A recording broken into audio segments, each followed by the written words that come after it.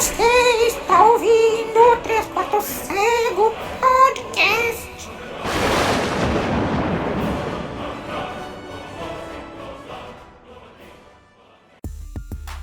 Olá, você que acompanha o 3 Quartos Cego Podcast, eu sou Danilo Sanches Ferrari, tudo bem?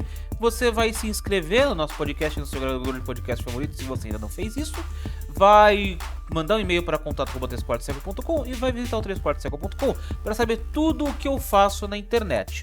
Vamos falar de assuntos polêmicos hoje e vamos embora direto que eu tô com o tempo meio corrido. Eu estou gravando este podcast a quarta-feira por volta das 8h10, 8h15 da manhã do dia 3 de novembro. Bom, eu quero falar do assunto do jogador de vôlei, me esqueci o nome agora, que fez críticas homofóbicas, e do Monark. Só que eu não vou criticar as falas dos dois especificamente, porque ambos têm uma coisa em comum. Eles defendem a liberdade de expressão plena.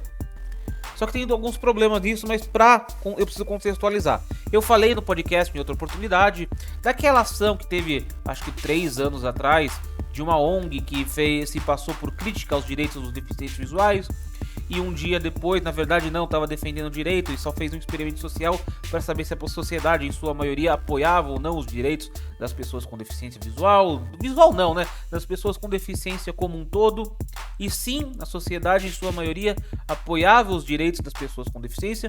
Mas eu admito que você acaba unindo, fazendo as pessoas que são contrárias se unirem, né? Mas para mim você mostra para elas que a sociedade pensa diferente delas e é contrária ao que elas pensam. A sociedade tem um pensamento diferente, mas sim, você acaba unindo essas pessoas, ponto. Aí a gente pegar o comentário do jogador, comentar a situação do jogador de vôlei é bastante simples, rebatendo o Monark. Nessa situação da ONG, do experimento social que foi feito, você estava discutindo leis. Você não estava discutindo se pessoas com deficiência no geral são mais dignas ou menos dignas, são inferiores, superiores, deveriam ou não existir. Você estava discutindo leis, e discutir leis é válido. Agora, no caso do racismo, lá pegando o Monark e já estendendo para o caso do jogador de vôlei, você permitir que as pessoas sejam racistas e expressem que são racistas, sim, contribui para que essas pessoas juntem pessoas que pensem igual e elas acabem agredindo coletivamente ou mesmo individualmente um grupo étnico, um grupo social, um grupo de gênero, um grupo de pessoas com deficiência, pelo que eles são. Isso não é discussão de lei, isso é discussão do que a pessoa é. E você menosprezar a pessoa pelo que ela é, seja homossexual, do público LGBT, preto, pessoa com deficiência, mulher, isso é errado. Então, tende-se a você não autorizar que as pessoas digam isso livremente, digam que são racistas livremente, porque de alguma forma isso vai virir o sentimento de outras pessoas, de um grupo. Talvez não fira do grupo todo, talvez uma parcela ignore ou dê banana para essa pessoa, mas do sentimento coletivo do grupo vai ser ferido. E sim, pessoas estão se juntando, e quando pessoas se juntam, e aí onde está a semelhança ao caso da ONG das pessoas com deficiência e no caso das pessoas pretas no caso, você acaba criando um grupo e esse grupo acaba criando força e pessoas desse grupo vão acabar agindo com violência. Então a ideia de você você inibir e proibir que as pessoas digam frases racistas, frases homofóbicas, frases de crítica à deficiência, as pessoas com deficiência por existirem ou acharem essas pessoas inferiores, você diminui isso, impede isso, para não ferir o sentimento coletivo desse determinado grupo, para não fomentar a construção de um grupo maior, que esse grupo aumente e que dentro desse grupo surjam pessoas revoltadas que acabem partindo para violência.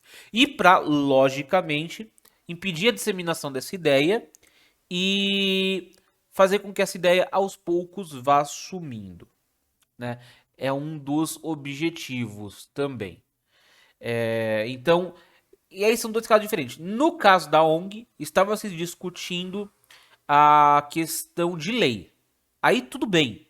Você discutir se uma pessoa preta, se uma pessoa LGBT, pessoa com deficiência, tem direito ou não a cotas, benefícios do governo, coisa assim, é uma coisa.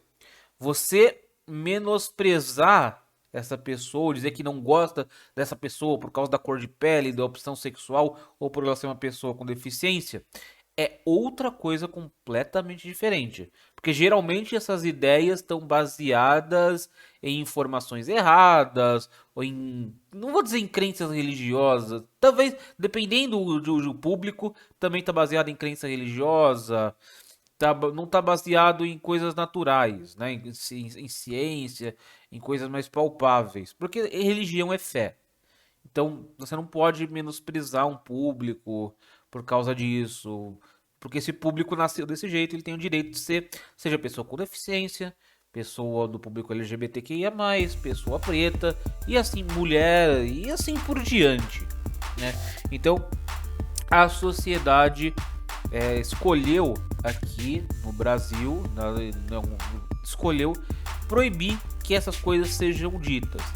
Sim, nos Estados Unidos talvez eles tenham uma liberdade de expressão mais plena. Sim, só que isso acarreta outros problemas. Você fomenta a construção desses grupos, portanto que existe a KKK, a Ku Klux Klan, existe lá até hoje. E você tem cidades onde a segregação entre pretos e brancos é ridícula, onde o convívio é atritoso, não sei se existe essa palavra, mas só sai faísca no conflito, sabe? Não é sai faísca no convívio, não é um convívio saudável, não é uma coisa boa, é um ambiente tenso. E aí você com essa liberdade você acaba fomentando isso, né? E você dificulta que esse discurso, que essa crença, digamos assim, de que no caso da Ku Klux Klan, que pretos são inferiores, acabe se propagando e demorando mais para desaparecer. Essas crenças de inferiorização dos pretos, do público LGBTQIA+, e outros, nunca vão desaparecer. Tá? Nunca vão desaparecer. Mas você pode diminuir essas crenças, essas linhas de pensamento e colocar em um ambiente mais controlado. Para isso, existe essa contenção. Uma outra forma de colocar isso, duas coisas. Rebatendo algumas coisas que o Monark disse. Ele disse que o direito de falar dele de uma pessoa não pode causar, porque essa pessoa fala que não gosta, por exemplo, de pretos, ela não está causando um dano direto a uma pessoa, está causando um dano indireto, ela não pode ser punido por isso. Veja só, dois exemplos, duas maneiras de rebater isso pro Monark. Primeiro, é o que eu falaria para ele na situação. Falaria: olha, Monark, vou te explicar um negócio, não sei se você vai entender, porque eu não sei se você ainda tem neurônios, né? Se seus neurônios não morreram todos por causa da maconha. Isso é uma coisa legal de se dizer. A gente ainda tem muito preconceito por causa da maconha. Tem estudos que falam que ela mata neurônios, mas tem estudos que falam que existem alguns componentes dela que... Não sei se é a maconha que mata neurônios, a droga no geral, eu posso estar confundindo, mas a droga... Mas enfim, tem estudos que criticam a maconha, criticam as drogas no geral, e a maconha está inserida nas drogas. E tem estudos que tá dizendo que a maconha é boa. Na verdade, está se provando mais que a maconha, de certa forma, o extrato dela, não fumar, mas o extrato, o óleo, combate um monte de doenças. Então, estão tentando legalizar a maconha para uso medicinal, estão tentando permitir. E eu, sinceramente, sou a favor, já tem estudos suficientes para mim que comprovam o benefício dela. Mas ainda existe preconceito contra a maconha por coisas que foram ditas no passado, e que talvez não sejam tão verdades assim, se apliquem talvez mais ao crack, essa questão de matar neurônio e tudo mais. E ainda existe preconceito religioso, preconceito social com a maconha. Então, eu falaria o seguinte: tá, você gostou do que eu disse? Eu te ataquei diretamente, mas não só ataquei você. Eu ataquei um público social, um grupo social que consome esse produto e não necessariamente tem problemas, não necessariamente tem inteligência reduzida, provavelmente não. Mas eu acabei atacando. É legal dizer isso? Eu tenho liberdade de expressão. Eu não tô atacando de certa forma, indiretamente. Posso ter atacado você diretamente, mas indiretamente eu não ataquei um outro público. Isso é legal de se escutar, eles se sentem bem fazendo isso. Então, vale a pena a minha liberdade de expressão dizer isso? É agradável? Não, não é. O que eu disse, então, é errado. Outra coisa, o por que a gente, a sociedade brasileira e a sociedade do mundo, vem escolhendo proibir as pessoas de dirigirem alcoolizadas? Porque existe a chance de você, permitindo que pessoas dirijam alcoolizadas, você aumenta o risco da, da existência de um acidente que vai levar outras pessoas que não querem responder por isso à morte, à aquisição de deficiências, famílias podem ser destruídas e essas pessoas também não querem passar por isso. Então, conveniou-se que não se bebe e não se dirige. Se beber, não dirija. Porque você indiretamente está colocando todo mundo em risco. Diretamente você vai atingir alguém, mas indiretamente você está colocando todo mundo em risco. Então você acaba colocando as pessoas em risco por estar fazendo isso. Então é a mesma coisa, você não pode falar determinadas coisas de determinados grupos porque você não só está colocando esse grupo em risco, mas você também está ameaçando esse grupo de alguma forma. Esse grupo não quer ser ameaçado. Por isso nós escolhemos, né, no Brasil, se foi da maneira correta ou não, se a gente tem problema com político, a gente deixa isso para outro 500, até porque eu concordo com o Monark que nosso sistema político é ruim, nossos políticos não são sérios e o sistema judiciário talvez não seja melhor, enfim. Mas nesse ponto da liberdade de expressão eu discordo do Monark. Quem me acompanha há mais tempo sabe que eu defendo limite, inclusive no humor. Então, eu tenho a favor, eu tenho comigo que a gente tem que tomar cuidado para não ferir outras pessoas. E aí dá para estender isso para o jogador de vôlei, que ele criticou que não devia existir o super-homem gay. Só que qual o problema de existir o super-homem gay? Você está defendendo que no multiverso não exista o super-homem gay. Se você está impedindo que um determinado grupo de pessoas seja representado. E você também, com a sua fala, não estaria tirando a liberdade de expressão desse grupo, ou a liberdade de defesa desse grupo, e aí você, quando é criticado, está criticando a falta de liberdade de expressão que você está tendo. Será que você não está fazendo o mesmo que você está criticando o que está sendo feito? Se você pode falar isso, eles também podem, então o super-homem também pode ser gay, né? Então, são coisas diferentes. O super-homem pode ser gay, mas você não é uma coisa legal de você dizer, porque você está ferindo um grupo que, de novo, não escolheu nascer como nasceu. Não escolheu nascer homossexual. Ele é homossexual e assim vai ser. E eles precisam ser representados na sociedade para que se sintam incluídos, para que não se sintam diferentes, para que não se sintam aberrações. O mesmo vale para as pessoas pretas, para as pessoas com deficiência. Porque a sociedade trata aquilo que é diferente, sejam os pretos, as pessoas que nasceram com deficiência, as pessoas com deficiência, o público LGBTQIA+, de certa forma como aberrações, como estranhos, como anormais. E vem cá, quem gosta de se sentir anormal aqui? Quem gosta de se sentir estranho, se sentir rejeitado? Eu sei o que é isso, porque eu sou pessoa com deficiência. Talvez uma pessoa que não tenha deficiência, que passa parte do padrão da sociedade, não saiba o que é isso. Mas a gente sabe e não é legal, machuca. Hoje eu sei relevar um monte de coisa, mas eu tenho traumas causados por esse tipo de situação. Então isso machuca e, na boa, não é legal. Então, por isso, a gente se convenia a não dizer essas coisas e evitar que essas coisas sejam ditas, inclusive com punição de prisão. Talvez prisão não fosse a melhor punição? Não, talvez não fosse a melhor punição. Porque, sei lá, talvez uma multa doer no bolso dessa pessoa fosse uma punição melhor. Talvez fosse uma punição melhor do que prender. Eu acredito que prender não é necessariamente a melhor punição, mas sim, essa pessoa precisa de punição para que ela evite de propagar seus pensamentos ruins, nocivos, ou se propagar, propague só no público onde ela sabe que é reconhecida como igual e não espalhe isso para outras pessoas na sociedade.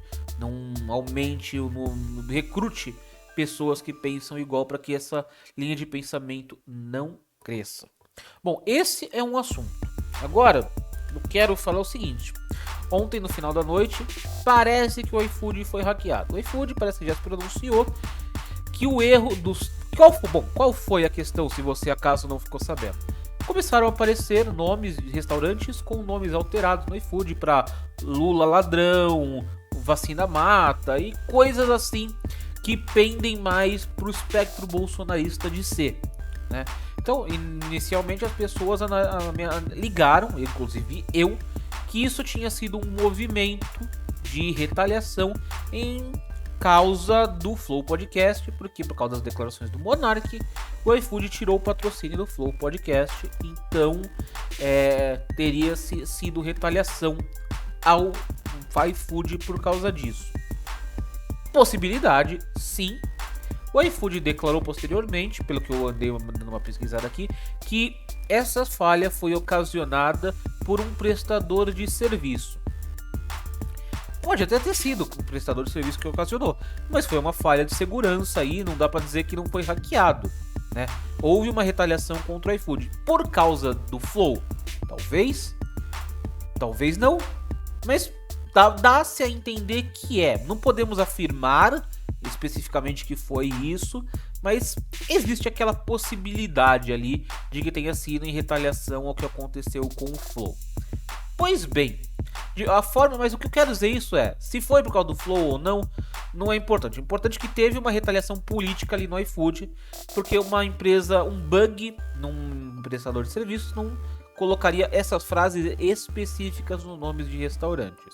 Essas frases mostram muito bem o espectro político de quem executou essa manobra, seja um ataque hacker ou mesmo se aproveitar de um acesso que tinha. A gente ainda está em 2021, as eleições não começaram diretamente, mas a gente já está vendo, digamos, guerra cibernética contra empresas, contra veículos, contra mídias sociais, crescendo num ano antes das eleições. Então eu até comentei isso ontem no Twitter.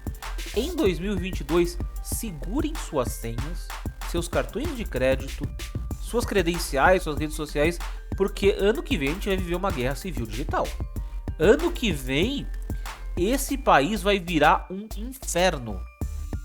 A gente não tem a mesma educação tecnológica, digital, que existem nos países tipo os Estados Unidos. Então, a gente tem uma distância social entre alguns grupos muito grande. Então, vai ter muita merda rolando em 2022. Eu não quero nem ver. Olha, 2022 vai ser o inferno na Terra, tá?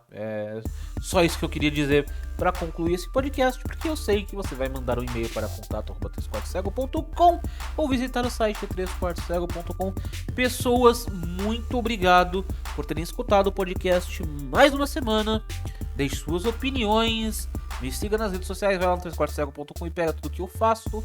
E é nóis!